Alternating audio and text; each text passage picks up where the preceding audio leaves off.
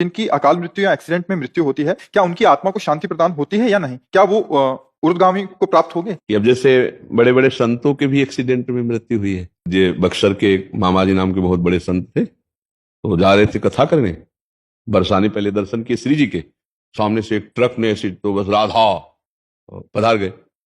तो अब इनकी कोई आत्मा को अशांति थोड़ी है, तो भगवान के पार्षद है, भगवान में गए, समझ गए। अब जो पापाचरण कर रहा है तो शरीर छूटने के बाद उसको वैसी गति मिलेगी। खास बात मृत्यु कैसे हुई इससे मतलब नहीं है, खास बात है उसने जीवन कैसा व्यतीत किया। एक आदमी है अचानक बैठा हुआ, दीवार गिरी, मर गया, उसे आप अकाल मृत्यु कहेंगे, लेकिन अब उसने जीवन कैसा व्यतीत किया है।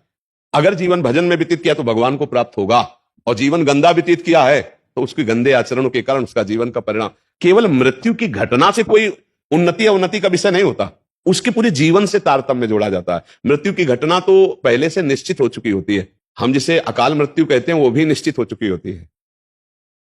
भाई जैसे हमारे पाप बहुत बढ़ गए तो भरी जवानी में हमारी मृत्यु होनी है, एक्सीडेंट से होनी है, कैसे होनी है पहले से निश्चित हो गया।